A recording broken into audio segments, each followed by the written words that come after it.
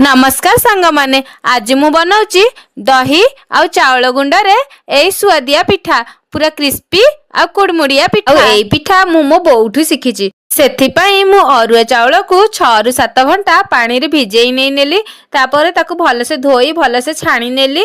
तापरे ताकू किछि समय सुखेई नेली। चावल पूरा सुखी गलानी ताकू भलसे ग्राइंडर करिकी पाउडर बनै नेबी। आ गोटे चालुनी रे ताकू भलसे चलेई नेबी। एबे चावल गुंड को मु भलसे चलेई नेली। तापर गोटे कंसारे चावल गुंड नहीं नेबी।